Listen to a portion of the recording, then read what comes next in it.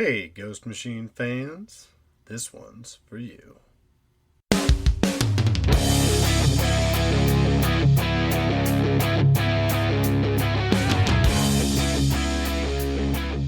Welcome to the 5th episode of the Ghost Machine Fans Podcast. We don't have any new releases again this week just yet, so we're doing another deep dive episode into Geiger, 80-page giant number 1. I'm Nick, as usual, and once again, I am joined by my better half, Snoggle. I'm wondering at what point where I'm just like a permanent appearance on the show. I think that's assumed at this point. Okay. Well, not necessarily because you haven't made the commitment, but I've been talking to a couple of different people that are going to come on and assist us and or interview with us, and they all certainly assumed that there would be both of us on the show when that occurred. So I think it's definitely you are now forced to stay. Yes. Well, that is exciting. Yeah, I think you have a couple of fans out there. And speaking of which, that's something that we'd like to talk about. We have a couple of shout outs before we jump into this book, just like normal. And it's a little bit different this time because we have some folks that have been kind enough to give us reviews on the podcasting platforms. And there were two that I really wanted to highlight.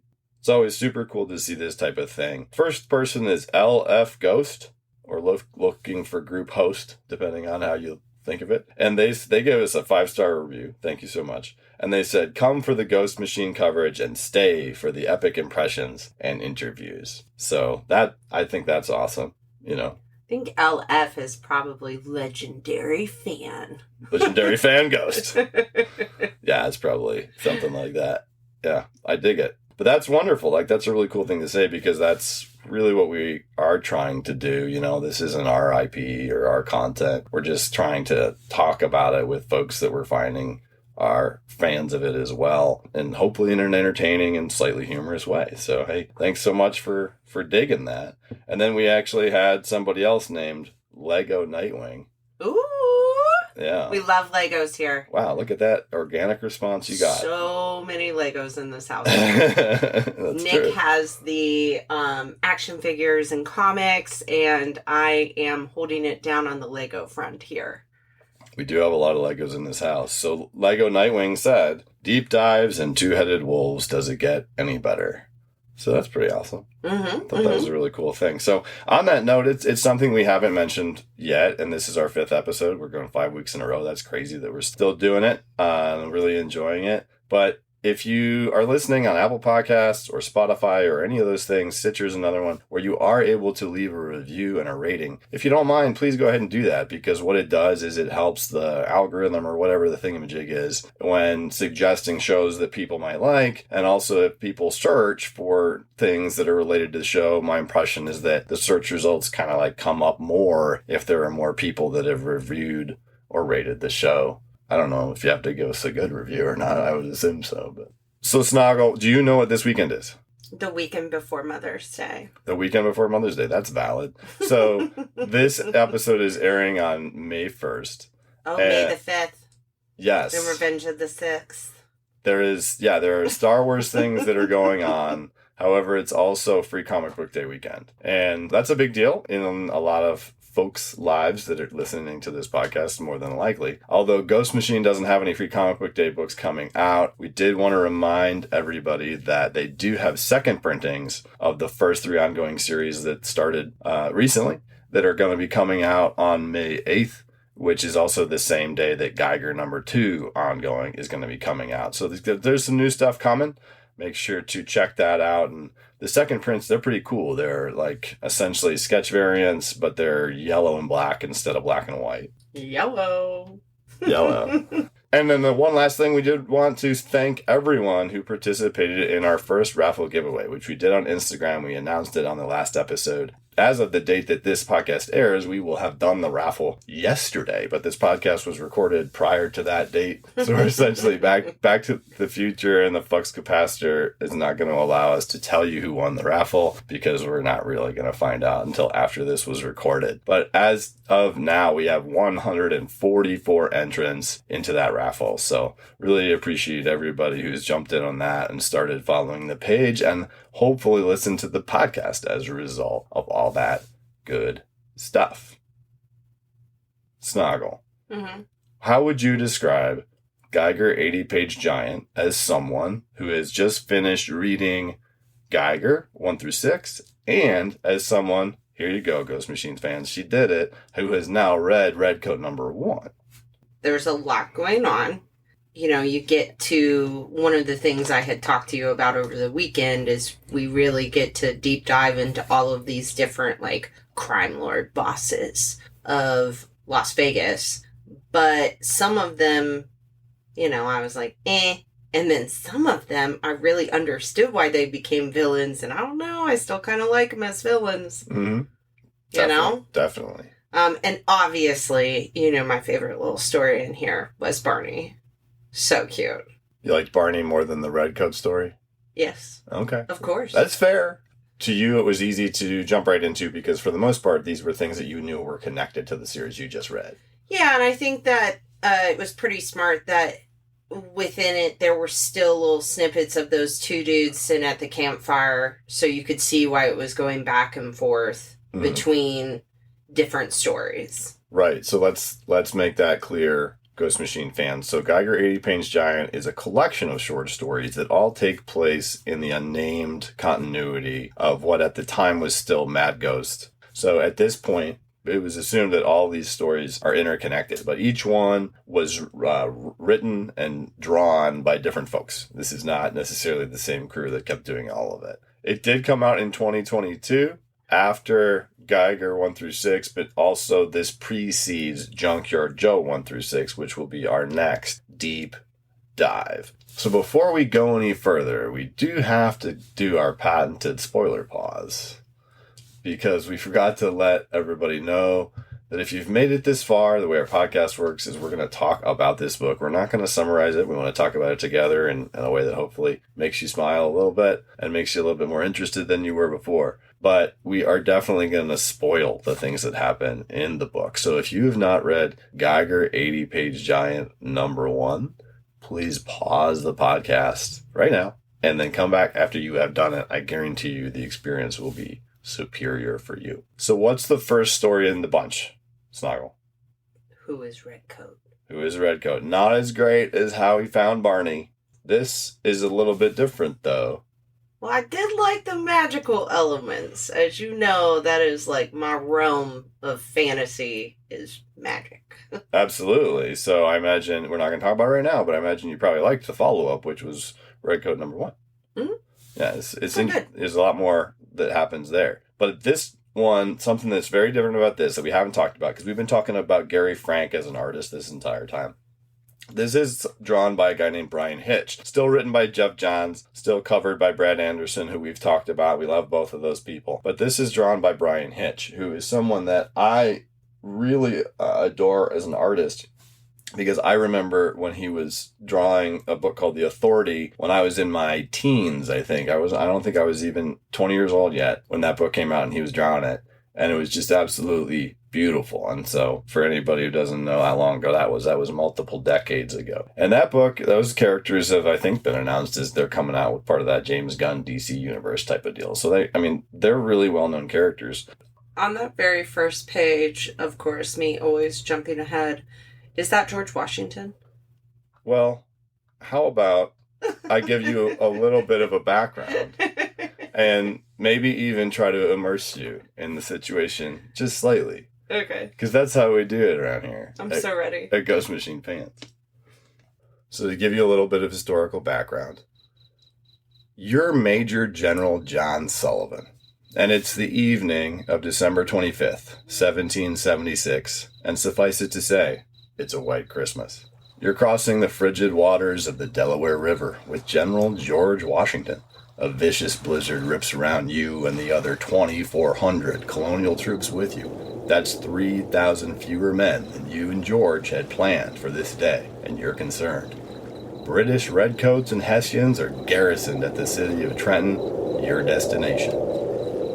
You turn to George and exclaim, "You've heard the same tales I have. The Hessians cut open a teacher in Trenton and boiled his insides. They fed him to his students. George, We need more men. With the confident smolder of a man with extraordinary power up his sleeve, George avails you to recall Tom Paine's words. Tyranny, like hell, is not easily conquered. Yet we have this consolation with us, that the harder the conflict, the more glorious the triumph. As the two of you approach the lines of Redcoats and Hessians in Trenton, you realize that you're outnumbered 4-1, but Washington isn't fazed. George looks to you, making an odd motion with his hands, and says, "We don't need more men. We only need faith. Faith and power." And a bright blue mystical symbol manifests, decimating America's opposition. For the most part. Because just like in the beginning of Redcoat #1, this story is not about John Sullivan and George Washington. It's about a Redcoat who messes up and has to run away. Because he shoots George Washington in the head after they win the battle, and Washington gets right back up. Well, I do like how it's an origin story, right? He can't die. I will say that in the future part, he isn't exactly, redeemable for me right now. I'm not rooting for him. He's cool. He's definitely cool. So just to make the continuity clear, George Washington uses his Doctor Strange-esque but blue thing to waste a bunch of Redcoats and Hessians. And just so you understand, Ghost Machine fans, this Battle of Trenton is well known as a battle that they succeeded at despite being very outnumbered. So this is an instance where Jeff Johns is saying, hey, I'm going to insert an interesting, different reason that battle was won that day, which is apparently that George Washington has the power of the Founding Fathers in a magical sense. Yeah, I got a completely different story in Hamilton. Hey, about how they won this battle. So I got a couple of questions. Yeah. And this is a dumb question, but what are Hessians? Oh, that's not a dumb question. So a Hessian, because I researched it, but then I didn't know if anybody would care. I care. Okay. I'm like... was a German soldier that was an ally of the British in the Revolutionary War.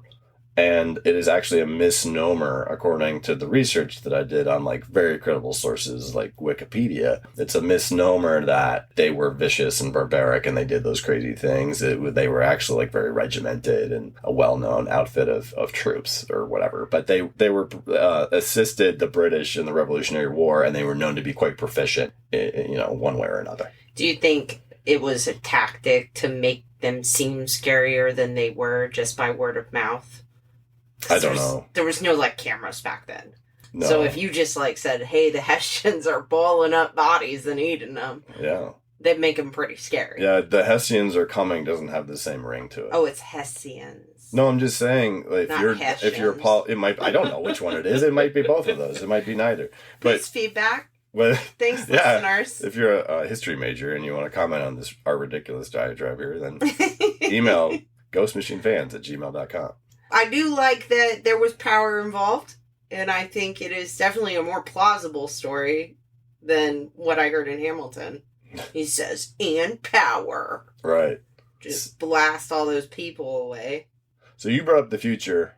And by the way, we're probably going to spend a little bit more time on this story than most of the others because it does have a bit more significance to what's going on right now. It does cut to the future after Washington takes out the British and the Hessians with the magical power. We don't see Simon shoot him yet. We see Simon in 2050 in Boston, which is really far from Las Vegas, by the way. And there's one of the nuclear knights there who we later find out is a guy named Nate. Snoggle still hasn't read Geiger #1 yet, so we'll just leave it at that. That is what I had questions on, because obviously I read as they're downloaded onto my iPad by you, kind sir. So I want to know if he really goes to try to get Geiger, because that seems like he's going to lose that, but then he can't die. Mm-hmm. So it's even if Geiger melts him away, does he come back?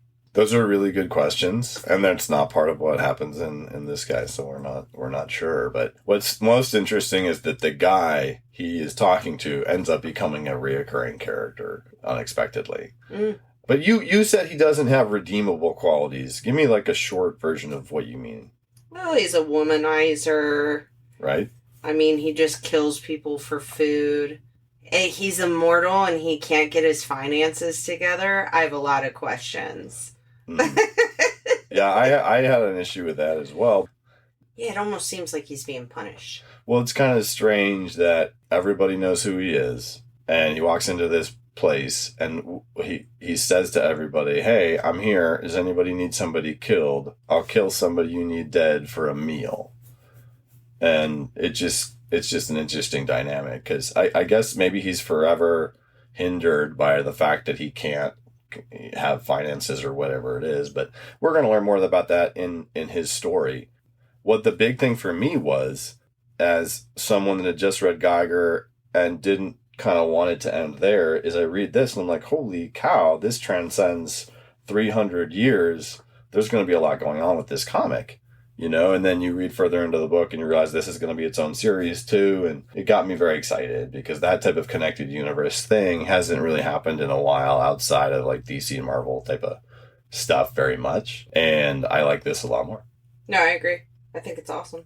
In the end, it brings them back to, they had just won the battle, and Washington's walking up with his buddies, and everybody's like, looks like they're cheering in the background. And Simon, who apparently didn't perish in the attack, shoots George Washington dead on. So that's when I thought, okay, maybe one of the things he's good at, maybe he's a really good marksman, even though he's a coward and all the other things that they call him. And he gets Washington right in the head, and Washington's pin, which has the symbol of the Founding Fathers on it, which is also the symbol that manifests when we cast the magic, which is also the symbol that's on Junkyard Joe's dog tags, which is also the symbol that is on the government agent's badge and files in the Blizzard short story in the Image anthology series. That symbol is going to transcend hundreds of years. And I guarantee you it leads to those folks in NORAD or somebody connected to them or the president and all that kind of stuff. But it's a combination of different things, because we're seeing magic and technology when we see them on Junkyard Joe, but we see it originating on George Washington, bringing him back to life. And this is why I like magic. It all starts with magic. There you go. Yep. That's what we got. That's what I got from that. So, fantastic. Similar formula to Redcoat #1, you know, historical background, cool magical diversion, followed by Simon the Tool, and here's why. Well, I'll let you introduce this next one, Snoggle, because this was your favorite. Of course it was. Well, first of all, I think I really like Geiger because I, too, love to read books. And I do think if I was in an apocalyptic type situation, if I had enough books, I'd be fine. And you and Bruce, of course. You two would have to be there. Not just me and the books. But, of course, you know, we get to see little baby Barney, and it's very exciting. I just loved it. He's so cute. I feel as if there's, like, a receptacle of heroic, selfless deed scenes that you can pull things out of. And in that database is saving an animal or small child from a burning bookshelf that is falling. Mm-hmm. And this is clearly that, you know, it is, all kidding aside, it makes a lot of sense. If you were in this town where there really was barely anybody left and there was a public library, you know, we've seen scenes with him before where he's standing in front of his bookshelf and he's saying, read it. Like, the guy's read thousands of books at this point, because it doesn't appear that he's aging. Mm-hmm. It doesn't appear that he's aging at all. So a trip to the public library in the abandoned town would be significant. But then, because Barney's in there getting attacked by night crawlers and Tariq does save him, I think it's like something with the radioactivity starts the fire. And the fire erupts in the library as this is happening. And in dramatic Hollywood movie fashion, this flaming bookshelf topples over, and it gives Tariq like the opportunity to save him, and then their adventures begin. I like how you just kind of breezed over how Barney's mom dies. Oh, that's interesting, isn't it? Barney's mom does die, but isn't she also like an albino dog or something? You can't really see... Or a bigger dog or something? I mean, of course she's bigger. Barney's a little baby. Well, but baby Barney. Like direwolf or something. Like he had little siblings, too. So it's like, why was Barney black? And the other wolves were white. Not only did he walk in and he sees, like, this mama just, like, killing the evil ants, right? Yeah, they are ants. Yeah, they're evil. And so she's killing the evil ants, and there are 3 little dead babies. It's just very sad. Could have been a whole gang of Barneys if he got there earlier. But he's the only 2-headed one. And he's cute. Well, it was meant to be. It was. In that case. I don't know if the writer had this intent or not, but in my mind, if this fire was to start, and this was your only source of, like, information or entertainment, you would begin shoveling books out of this place. I mean, he's been around for 20 years. I guess he's more focused on his family at this point. He still thinks they're in the bunker. I'm just saying it shows a degree of selflessness for him to save an animal that he's basically like, get out of here. He's not really worried about the books that much. Well, absolutely. I mean, he had the books in his bag, right? And then at the end, there are no books in the bag and just a cute, cute little Barney. And when you see some of the books, and I do like that they gave us a snippet of what he has to read. I mean, some of them are good. There's Dune, The Alchemist, which is an excellent book. But then you've got Think and Grow Rich. Yeah, there's a lot of different books in there. Yeah, I mean, he gave up the books for the dog. Mm-hmm. He's got a little best friend. He does. And as a reminder, it's probably obvious, but this one is drawn by Gary Frank and colored by Brad Anderson. So this one was still drawn by the same person that did the Geiger series before. So the rest of this book is 6 short, even shorter short stories that all have to do with the origins of either the warlord of a casino in Las Vegas in 2050 in the world of Geiger and the Unnamed, or about the casinos in general. Like, there's one that you don't necessarily learn that much. I will say that getting into the Las Vegas stories, I really like, it was on page 29, where it shows the map of Las Vegas. Like, this looks ridiculously real. Like, it's just a map laying on the ground between those 2 guys. Like, I'm very pleased by this artwork. You like it because you make it feel like you could just pick that up and hold it in your hand, or because you like the style of it? Or the style, it also is just like, here's where everything is. Again, I read a lot of fantasy novels. So it's always like, this is the location of everything. I like it. So you feel like this is when you flip into the interior cover of The Lord of the Rings and you see the map of Middle-earth or whatever, but this is the Ghost Machine version, the Geiger version. 100%. Yep. And so it's a map of the strip, right?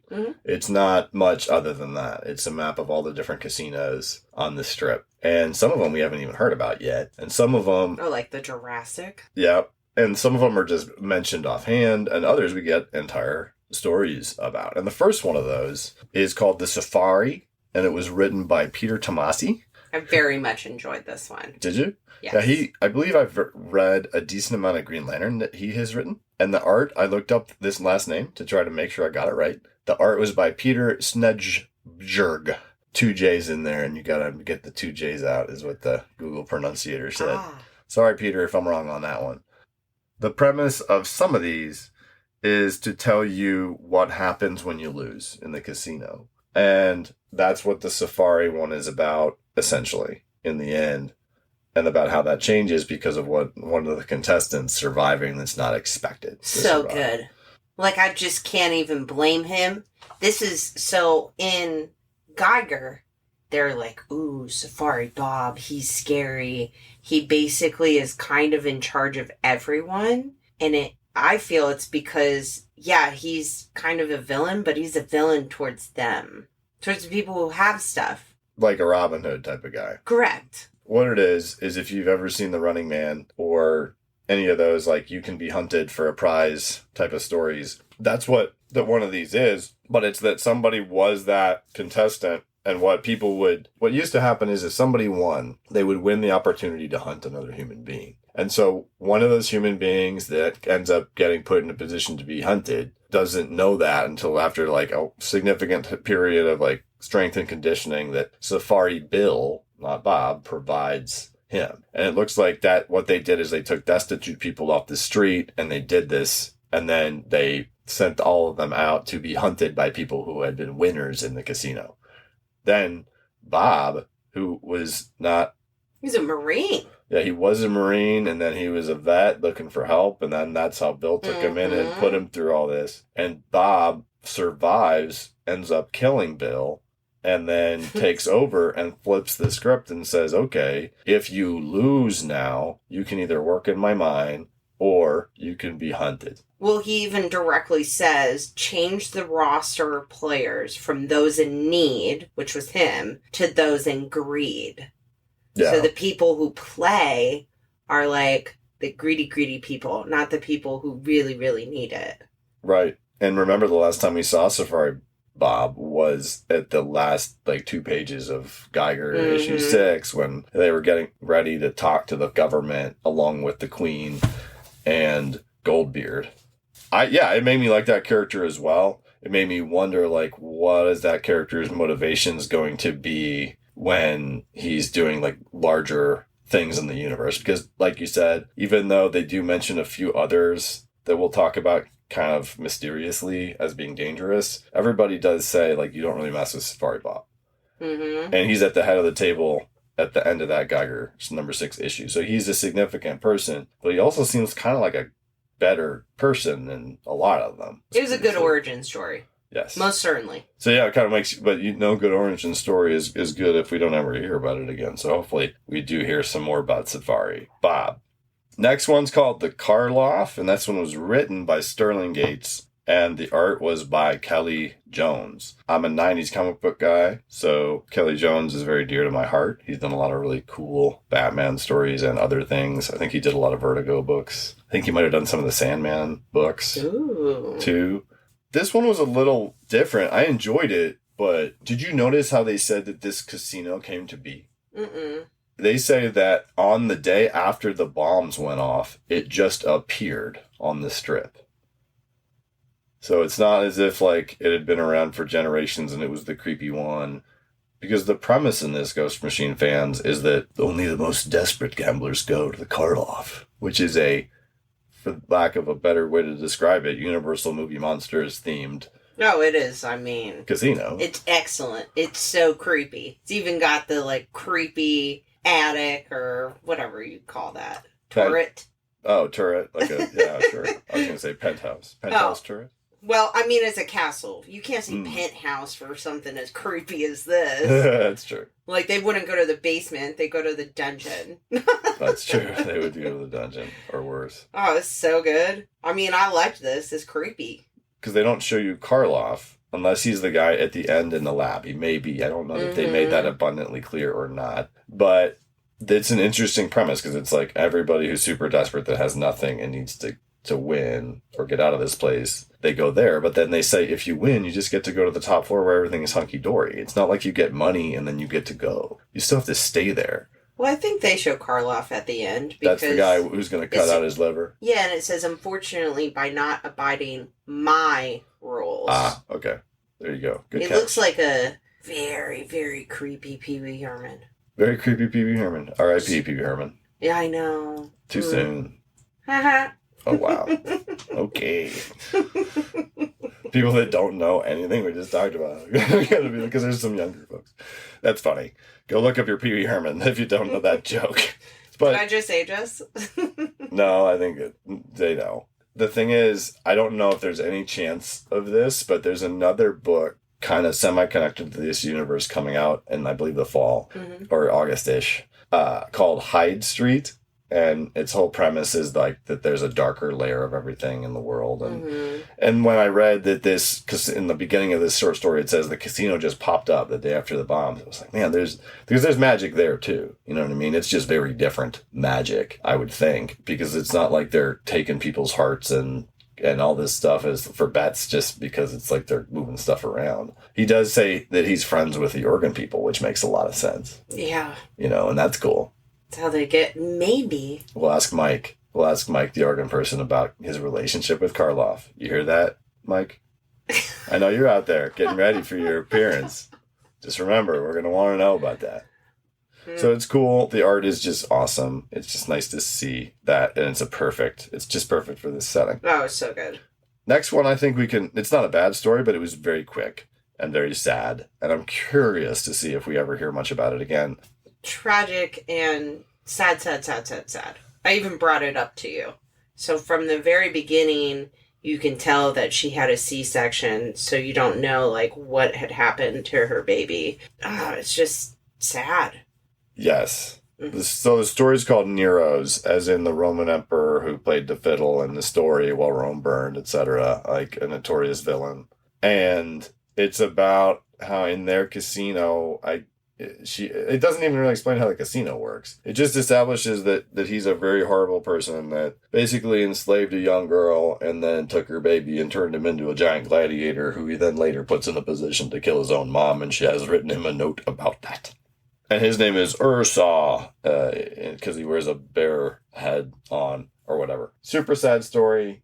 Don't really learn a lot about the casino or the warlord of the casino, because that's the Nero guy, other than he's everything you would expect of a person like that I just described. They somehow bet on the fighting.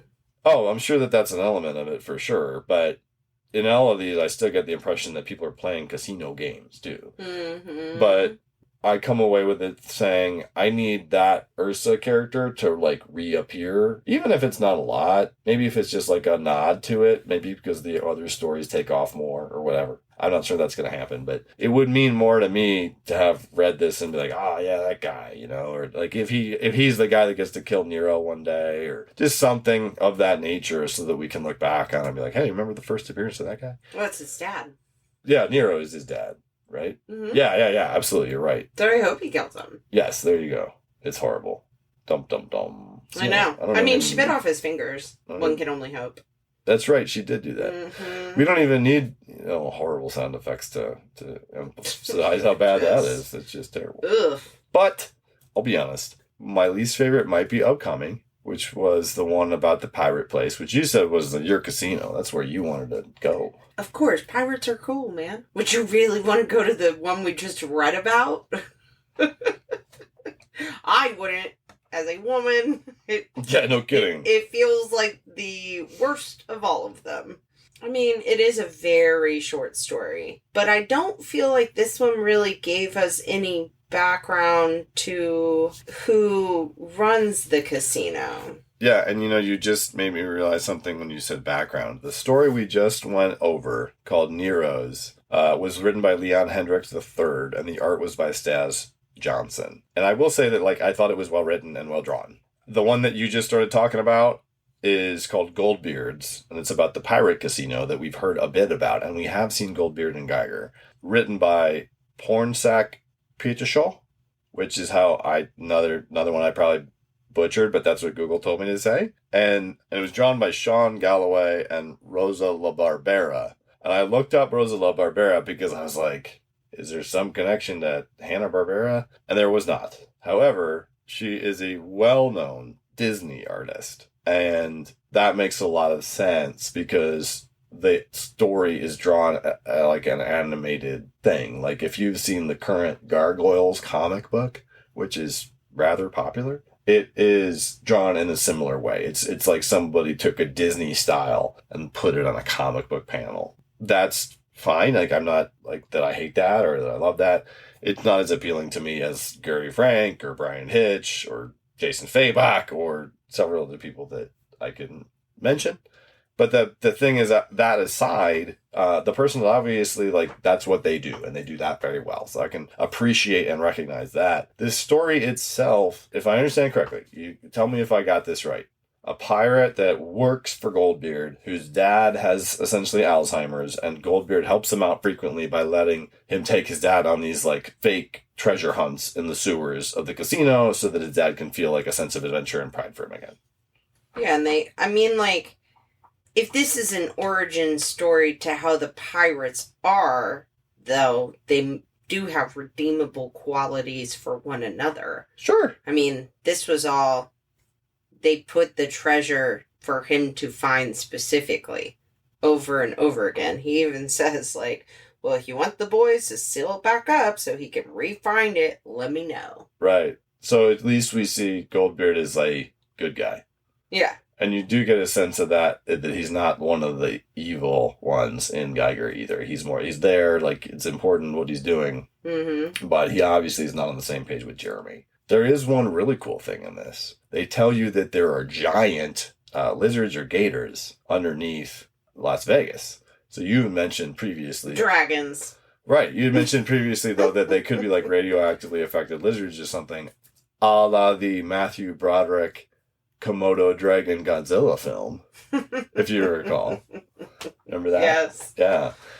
So, I do. All I'm saying is, I'm not hating on the art. I thought it was a fine, endearing story. As a dad, I could appreciate it, but I definitely would like to see more about Goldbeard and that. It reminds me of the art from Atlantis. From Atlantis. To be clear, the Disney movie Atlantis. Well, there you go. Maybe Rosa LaBarbera assisted in some way in that film. I don't know. We'll have to look it up. But yeah, she was a well-known Disney artist. Mm-hmm. An international well-known Disney artist when I looked her up because I was curious. And, whatever, props to them for putting something different in there and not all these being drawn the same way. When I was growing up, if you were looking at Image Comics that had just come out, they all looked pretty much the same. Yeah, that's cool. I dig it. What's the next one? There's only 2 left. Ooh, Bonnie.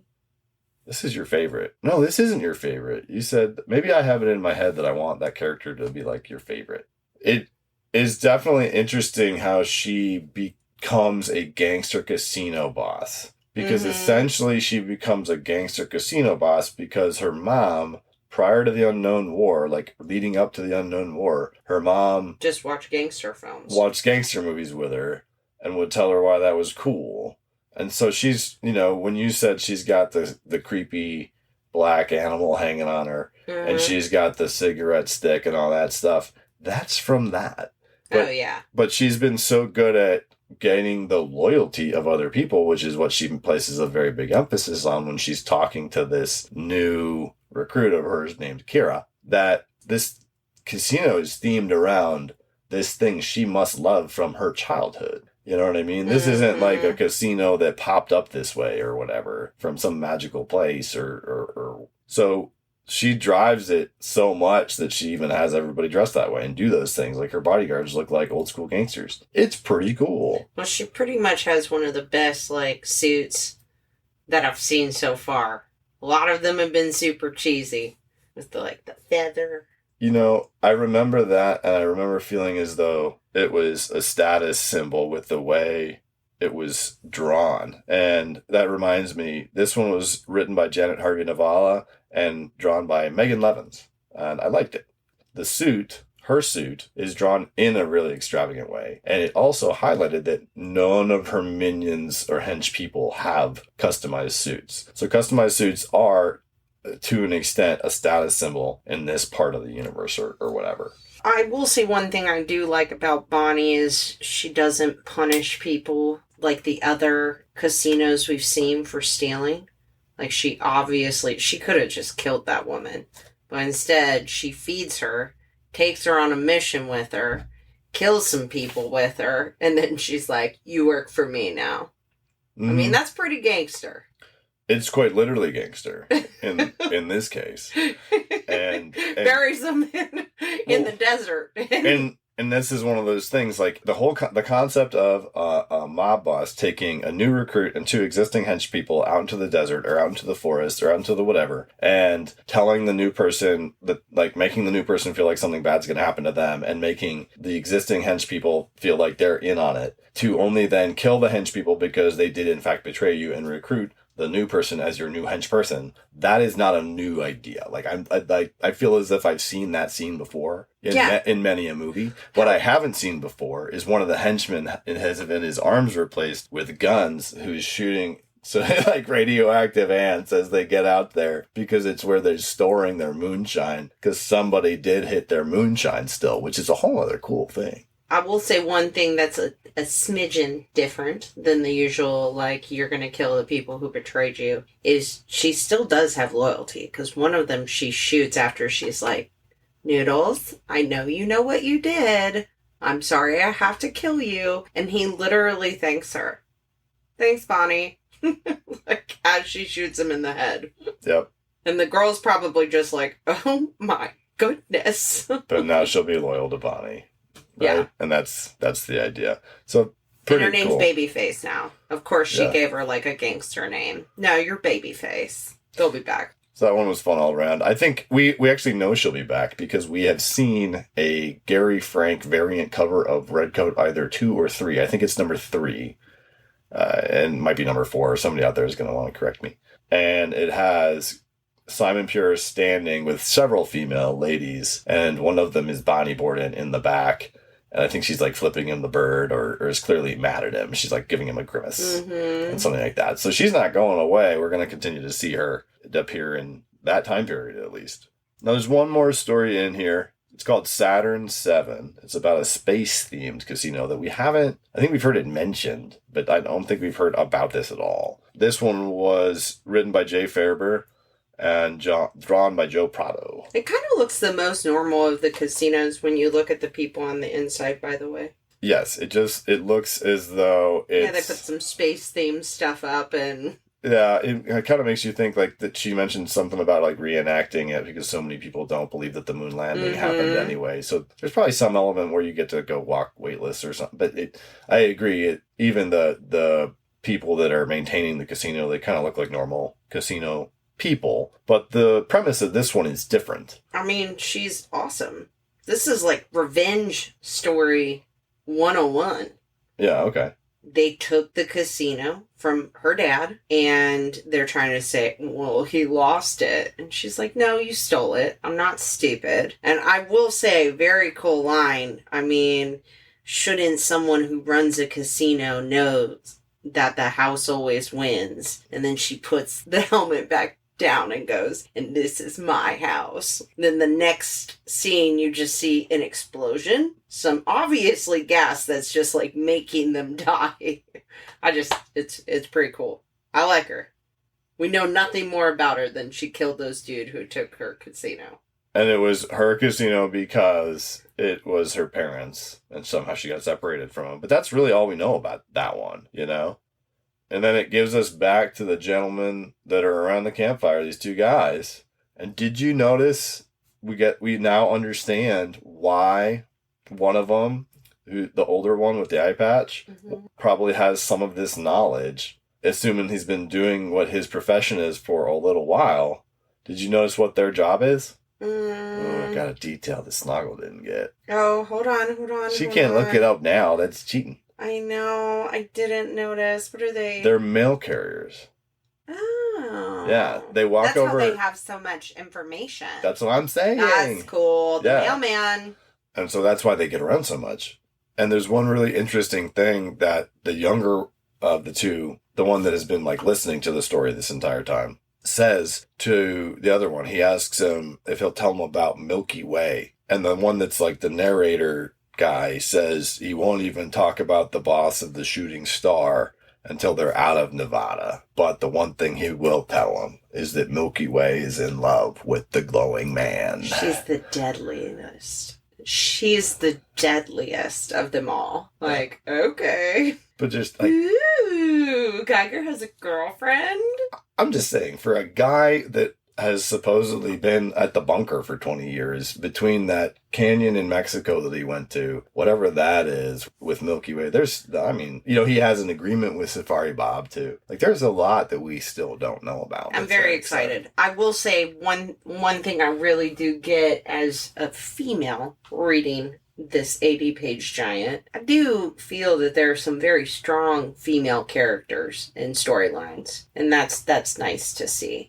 Even if some of them are villains. Or kind of most of them, but I mean, why not? You know, as we discussed in one of our earlier podcasts, I keep on comparing what I would do here, and I've said, oh, I'd be dead.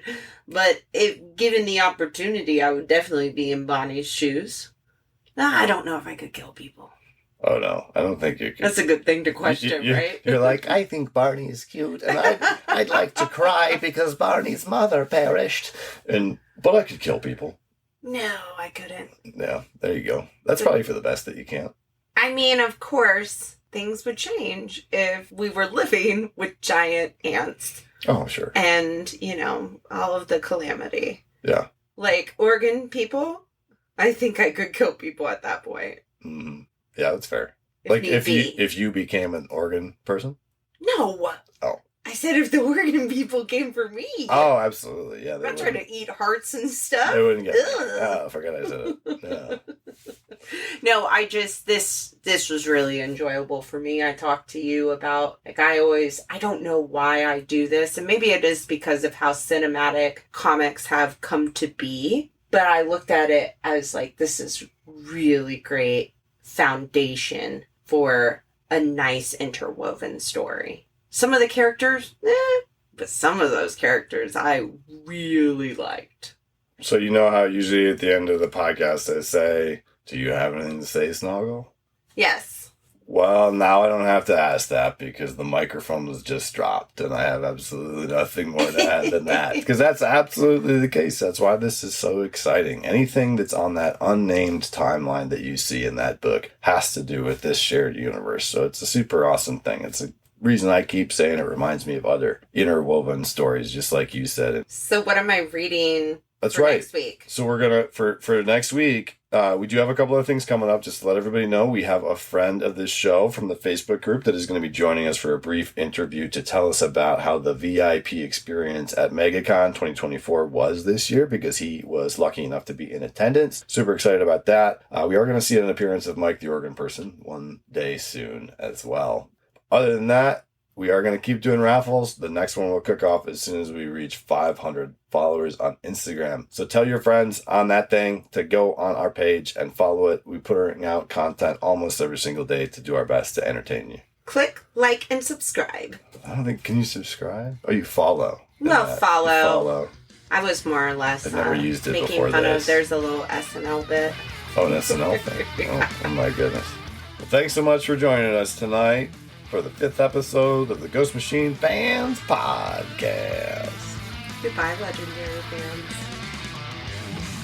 Oh, like the legendary fan ghost? Yes. All right. I remember. Good job.